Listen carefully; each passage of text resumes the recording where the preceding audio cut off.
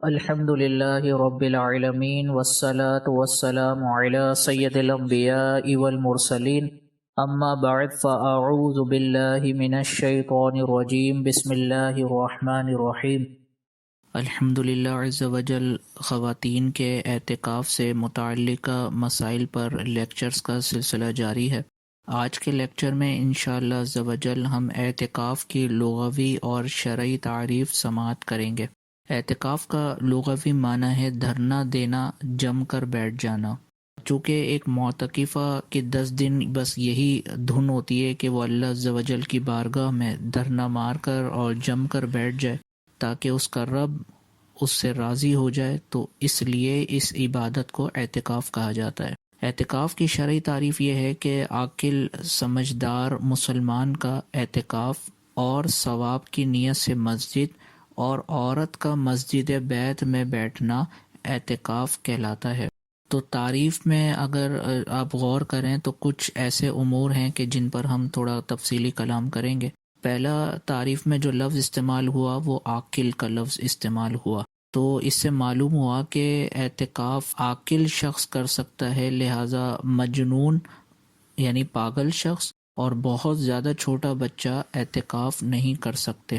تعریف کے اندر سمجھدار کا لفظ استعمال ہوا، اس سے معلوم ہوا کہ اعتکاف کے لیے بالغ ہونا ضروری نہیں ہے بلکہ سمجھدار ہونا ضروری ہے۔ اور امام اعظم کے نزدیک یاد رکھیں کہ 7 سال کی بچی یا 7 سال کا بچہ یہ سمجھدار ہوتے ہیں، لہٰذا اگر کوئی 7 سال کی بچی ہے اور وہ اعتکاف کرنا چاہتی ہے تو وہ بالکل اعتکاف کر سکتی ہے، شرط یہ کہ وہ اعتکاف کو سنجیدگی کے ساتھ کر سکتی ہو۔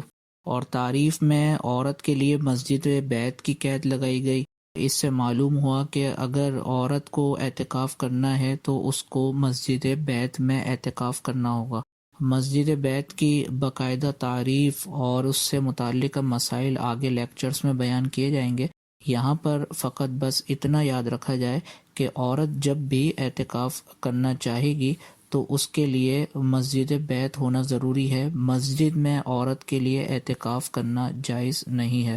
ہاں، اگر مسجد الحرام یا مسجد النبوی میں اگر عورت اعتکاف کرنا چاہے تو کر سکتی ہے، بشرط یہ کہ وہاں پر عورت کے لیے الگ سے کوئی اہتمام کیا گیا ہو اور پردے کی رعایت کی گئی ہو۔ اور اگلا جو ہم کلام کریں گے وہ اعتکاف کی اقسام پر ہوگا۔ اعتکاف کی یاد رکھیں 3 اقسام ہے۔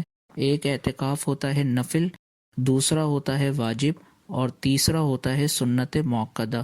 نفلی اعتکاف کا مطلب یہ ہے کہ عورت جب بھی مسجد بیت میں نماز پڑھنے کا ارادہ کرے تو وہ فقط دل میں یہ نیت کر لے کہ میں نفلی اعتکاف کی نیت سے یہاں پر عبادت کر رہی ہوں، تو وہ جب تک اس جگہ پہ کھڑی ہو کر عبادت کرے گی اس کو نفلی اعتکاف کا ثواب ملے گا۔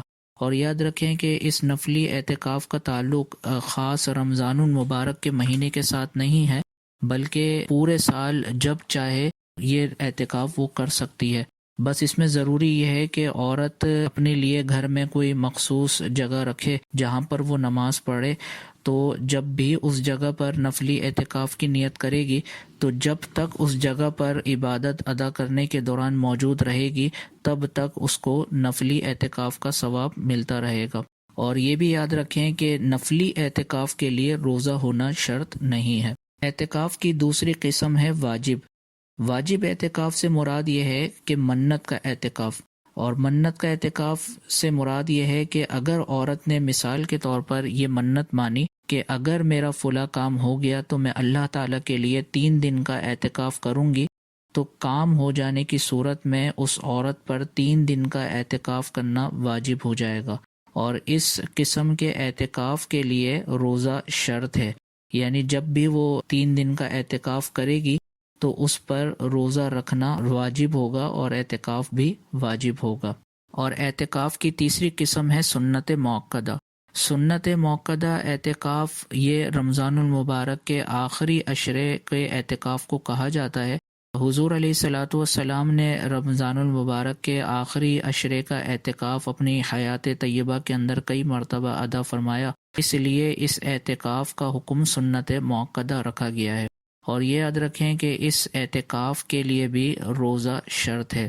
تو خلاصہ کلام یہ ہوا کہ اعتکاف کی 3 اقسام ہے: نفلی اعتکاف، واجب اعتکاف اور سنت مؤکدہ اعتکاف۔ عورت مسجد بیت میں اگر نفلی اعتکاف کی نیت سے عبادت کرے گی، نمازیں وغیرہ پڑھے گی، تو مسجد بیت میں جب تک وہ رہے گی نفلی اعتکاف کا ثواب اس کو ملتا رہے گا۔ اور اس پہ ہم نے یہ پڑھا کہ نفلی اعتکاف کے لیے روزہ شرط نہیں ہے۔ دوسری قسم ہم نے پڑھی واجب اعتکاف کی، اور یہ منت کا اعتکاف کہلاتا ہے۔ یعنی اگر یہ منت مانی کہ میرا فلاں کام ہو گیا تو میں 3 دن کا یا 1 دن کا یا 2 دن کا اعتکاف کروں گی، تو کام ہو جانے کی صورت میں اتنے دن کا اعتکاف عورت پر کرنا واجب ہو جائے گا، اور اس اعتکاف کے لیے روزہ شرط ہے۔ اور تیسری قسم ہم نے پڑھی سنت مؤکدہ اعتکاف کی، اور یہ رمضان المبارک کے آخری عشرے کا اعتکاف کہلاتا ہے، اور اس اعتکاف کے لیے بھی روزہ شرط ہے۔ تو اللہ عز و جل سے دعا ہے کہ آج کے لیکچر میں ہم نے جو ضروری مسائل پڑھے ان کو مکمل طور پہ اچھے طریقے سے اپنے ذہن میں محفوظ رکھنے کی توفیق عطا فرمائے۔ آمین بجاہ نبی الامین صلی اللہ تعالی علیہ وسلم۔ آپ دیکھ رہے ہیں PATF Islamic info YouTube channel. مزید اسلامک ویڈیوز کے لیے ہمارا چینل سبسکرائب کریں۔